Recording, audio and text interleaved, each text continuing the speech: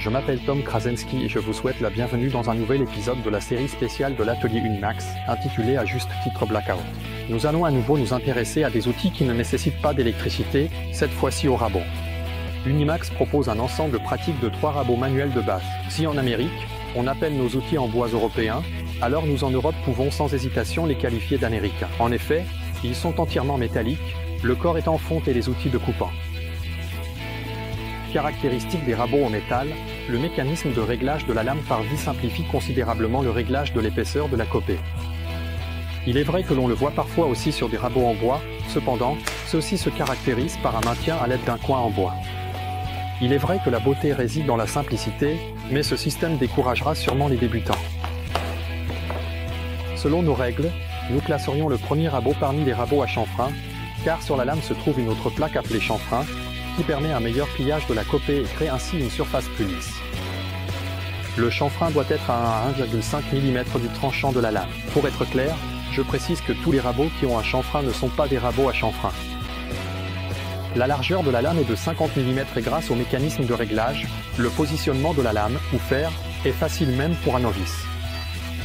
Avec une vis, on règle le déploiement de la lame et avec un levier, son inclinaison sur les côtés, c'est-à-dire l'alignement du fer en position parallèle au plan, afin que la copée coupée soit de même épaisseur aux 2 extrémités. Pour la prise en main, j'apprécie les poignées en bois qui ne sont pas froides au toucher. Et des blocs précisément usinés permettent un rabotage métallique. Un autre rabot est un petit rabot à main avec une lame de 40 mm de large. Il est idéal pour les petits travaux de finition, comme le chanfreinage des bords, notamment sur du bois dur. La lame a en effet une très faible inclinaison. De plus, il dispose d'un réglage progressif de la butée, qui permet d'adapter différentes épaisseurs de copeaux. La large fente est destinée à un usinage rapide du matériau là où la précision n'est pas encore si importante, tandis que la fente étroite est pour la finition. La série est complétée par un rabot à main, aussi appelé Latovka, avec une lame de 55 mm de large, qui ressemble un peu à un éplucheur de pommes de terre. En gros, il a une fonction similaire, enlever une couche uniforme des surfaces s'arrondit. Alors que la plupart des autres rabots ont pour tâche de maintenir un plan, la Vlatovka est au contraire spécialisée dans les courbes intérieures. Cela dépend de la forme du serpent. J'aimerais vous montrer d'autres rabots qui n'étaient pas dans le set, mais qui font partie de l'équipement de base du menuisier, à savoir les Izovniki. Leur avantage est qu'ils ont une lame sur toute la largeur du rabot. Ils sont donc idéaux pour réaliser des rainures ou des demi-rainures. Ce sont encore des rabots en fonte de construction moderne et les lames sont même en acier à outils, donc bien qu'ils soient plus difficiles à affûter, ils conservent leur tranchant plus longtemps. Il existe essentiellement 2 types de rainureuses avec une lame située à peu près au milieu de la longueur du rabot. Et ensuite avec une lame à ce qu'on appelle le nœud. Celles-ci sont destinées à raboter des rainurés, des demi-rainures non traversantes.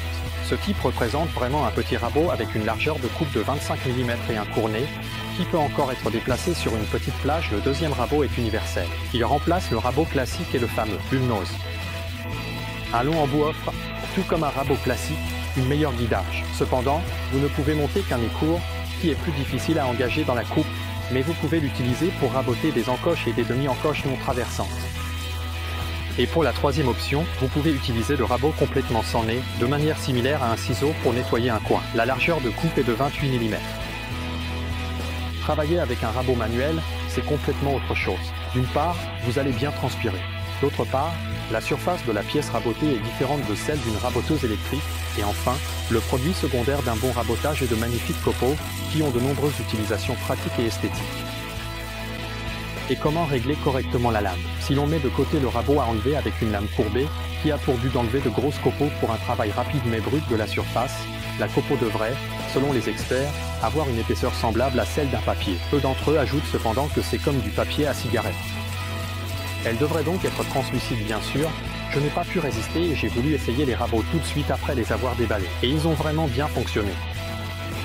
Avec eux, j'ai également commandé un outil pour affûter les ciseaux et les lames de rabot. Et je dois dire qu'après les avoir affûtés, c'était vraiment génial. Nous allons démontrer l'utilisation de cet outil dans une prochaine vidéo. Et si vous êtes intéressé par le serre-joint de menuisier, qui est inestimable non seulement lors du rabotage, regardez la première vidéo de la série Blackout, où je vous ai montré son installation sur le plan de travail et l'installation des cales en bois. Vous voyez vous-même que les outils manuels peuvent parfois donner de meilleurs résultats que les machines modernes et que travailler avec eux procure surtout plus de satisfaction. C'est aussi un peu plus sûr que les machines à haute vitesse. De plus, chaque pièce est un original. Cependant, les amateurs de panneaux de particules seront déçus car la plupart des outils et des instruments manuels traditionnels sont destinés au bois massif. Vous trouverez des liens vers tous les produits mentionnés dans la description sous la vidéo. Veuillez vous abonner et en cliquant sur l'icône de la cloche, activez les notifications pour les nouvelles vidéos de l'atelier Unimax. Un like ou un commentaire constructif serait également apprécié. Prenez soin de vous et à bientôt dans l'atelier Unimax.